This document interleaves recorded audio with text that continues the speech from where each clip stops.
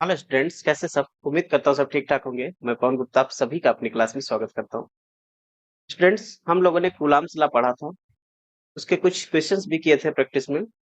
आज हम कुछ क्वेश्चंस लिए हैं जो खास तौर से बोर्ड एग्जाम और कॉम्पिटिटिव एग्जाम में काफी ज्यादा पूछे जाते हैं। क्वेश्चन 1 कह रहा है, two small identical metallic spheres A and B each carrying charge Q repel each other with a force F. A third uncharged metallic sphere C of the same size is successively made to touch the sphere A and B and then removed away. What is the new force of repulsion between A and B? तो ये दो charge sphere है, metallic sphere A and B, और इन पर सभी पे जो चार्ज है वो क्यू है, स्मॉल क्यू। इनके बीच का जो फोर्स ऑफ रिपल्सन है वो एफ है। तो यहाँ पर force of repulsion F equal to कितना हो जाएगा? अगर इनके बीच का डिस्टेंस आर हो, ए और बी के बीच का, ये हो जाएगा F equal to K Q square by are square. Okay, this is equation 1। Now कह रहा है कि एक थर्ड चार्ज है जो थर्ड मेटेलिक स्पेयर है, सेम शेप का है, सेम साइज का है, और इसके अलावा इस पर जो चार्ज है वो जीरो है। इसको क्या कराया जा रहा है? पहले ए के साथ टच कराया जा रहा है। ये आपका चार्ज, ये अनचार्ज मेटेलिक स्पेयर है सी, और यहाँ पर ये आपके पास है ए। ए पर चार्ज क्यू है और इस पर चार्ज क्या है? कुछ भी नहीं है। तो दोनों को जब इस तरह से टच कराएंगे, फिर दोनों को अलग अलग जब कर दिया जाए टच कराने के बाद, तो क्या होगा? देखो, ये आपके पास सी है और ये ए है। पहले ए पर चार्ज क्यू था, सी पर कोई चार्ज नहीं था, तो चार्ज ए से सी की तरफ चलना शुरू करेगा। कब तक ट्रांसफर होता रहेगा? जब तक दोनों पर चार्ज इक्वल ना हो जाए। तो दोनों पर चार्ज इक्वल इक्वल कितना आ जाएगा? आ जाएगा यहाँ पर Q by to, Q by to, half half हो जाएगा दोनों पर। ओके, आफ्टर दैट ये जो सी है जिस पर चार्ज क्यू बाई टू आ चुका है, इसको फिर से टच कराया जाता है बी के साथ। ये है बी,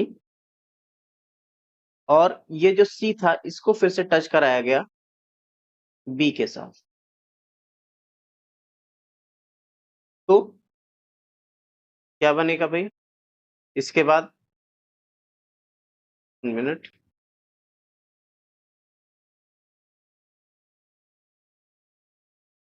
ये आपके पास सी है। तो अब इसको जब टच कराया गया, देखो अब इस पास सी के पास चार्ज है कितना? क्यू बाई टू, और बी के पास चार्ज कितना है? क्यू। तो अब जब इनको फिर से आप अलग अलग करोगे, तो फिर इनके बीच चार्ज क्या रह जाएगा? ठीक है, दोनों को सेपरेट कर दिया। अब इसके बाद इस सी पर और बी पर चार्ज कितना हो जाएगा? तो दोनों को प्लस करके हाफ कर लो, तो कितना हो जाएगा? Q by two plus Q by two, यानी कि two Q plus Q, three Q by four. कितना हो जाएगा? Three Q by four. तो इस पर भी चार्ज आ जाएगा थ्री क्यू बाई फोर, और इस पर भी चार्ज आ जाएगा कितना? Three Q by four. ठीक है, अब इसके बाद क्या किया जा रहा है? अब आपको फिर से ए और बी के बीच का फोर्स बताना है। तो ए और बी के बीच का फोर्स बताने के लिए अब आपको पता चल गया ए, और यहाँ पर ये बी, साइज छोटा बड़ा हो गया।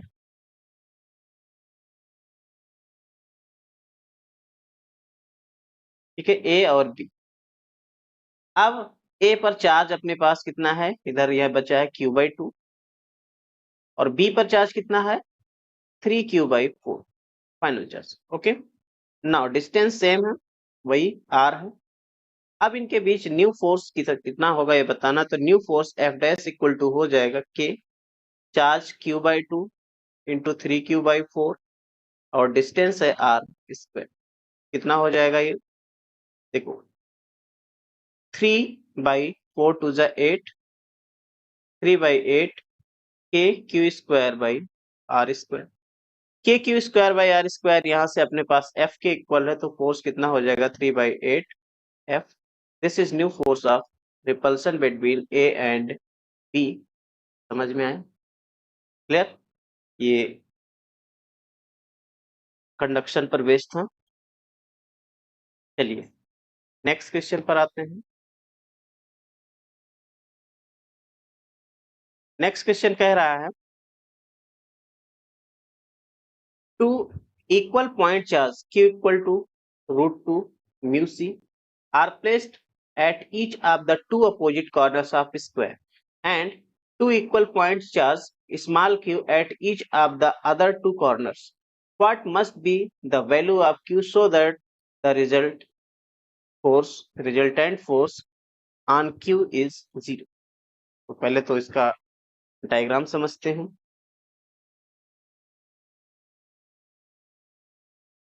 ये एक स्क्वायर है और इसके दो कॉर्नर पर, यानी ये जो आपके पास क्यू दिख रहा है, प्लस क्यू चार्ज रखा है और दो पर स्मॉल क्यू। तो यहाँ पर मान लेते हैं प्लस क्यू है, यहाँ पर प्लस क्यू मानते हैं, और अदर टू पर ये स्मॉल क्यू रखे। ठीक है, इसकी साइड कुछ भी हो सकती है, स्क्वायर है तो साइड मान लेते हैं स्मॉल ए।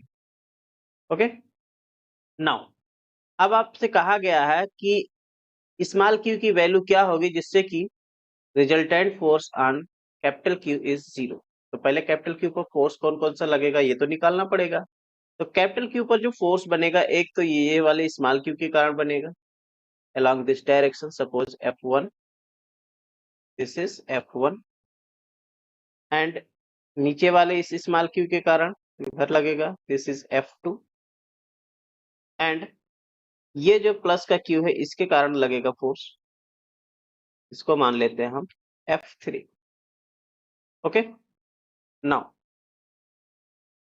F1, F2 और F3 की वैल्यूज की बात कर ले, तो आपके पास जो F1 होगा वो बनेगा K capital Q small Q by distance इनके बीच का ए स्क्वायर।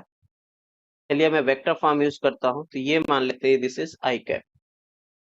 ठीक, F2 की बात करें, अगर F2 की बात करेंगे तो F2 हो जाएगा अपने पास, ये इसके कारण है, बस डायरेक्शन चेंज है, K capital Q small Q by distance square, और ये y डायरेक्शन में इसको मैं लिख लेता हूँ J कैप। नाउ अब बारी आती है F3 की। F3 कितना होगा?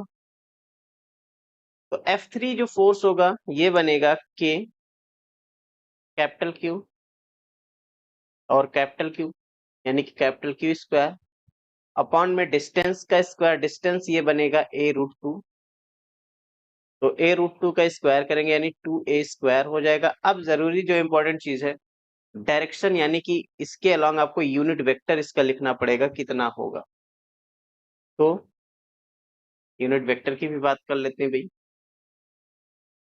इस डायरेक्शन में। तो सबसे पहले देखो, अगर हम मान ले कि ये जो क्यू है ये ओरिजिन है, तो ये हो जाएगा अपना एक्स एक्सिस और ये हो जाएगा अपना इधर दिस इज वाई एक्सिस। ठीक है, तो इसका कोऑर्डिनेट कितना होगा? तो इसका जो कोऑर्डिनेट होगा, साइड अगर ए है तो ये कोऑर्डिनेट हो जाएगा a comma A. Okay, now अब ये इसका आपको यूनिट वेक्टर निकालना है तो क्या बनेगा? देखो, एक तो ये जो वेक्टर पूरा निकालोगे तो बनेगा ए आई कैप प्लस ए जे कैप बनेगा। इसके बाद ये तो वेक्टर बना ना, अब आपको क्या करना है, यूनिट वेक्टर निकालना है अगर, तो इसके मैग्नीट्यूड से डिवाइड करना पड़ेगा, dividing by under root A square plus A square. A common कर लेंगे, I cap plus J cap, और यहाँ पर जब इसका आप स्क्वायर किए A square plus A square 2a square, तो ये बन जाएगा रूट 2 ए से ए कैंसिल हो जाएगा। तो यूनिट वेक्टर क्या बनेगा? I cap plus J cap by root 2। वैसे आपको ये लर्न रखना चाहिए, डायगोनल के अलॉन्ग यूनिट वेक्टर होता है i cap plus J cap by root, ये हो जाएगा i cap plus J cap by root 2। ठीक है, F1, F2, F3 तीनों निकल आए। अच्छा, नेट फोर्स यहाँ पर कह रहा है कि कैपिटल के ऊपर जो नेट फोर्स है वो 0 है, तो net force F equal to F1 plus F2 plus F3 and is equal to 0। तो सबकी वैल्यू रख लेते हैं, K capital Q small Q by A square, I cap plus K capital Q small Q by A square J cap, and F3 की value है plus K capital Q square by 2a square I cap plus j cap by root 2 and this is equal to 0. Net force 0 बता रखा है। Okay, now इनमें से common क्या हो सकता है? इनमें से कॉमन कर लेते हैं k, और सब में कैपिटल Q दिख रहा है और a स्क्वायर दिख रहा है, तो k capital Q a square को कर लीजिए कॉमन। बचेगा क्या?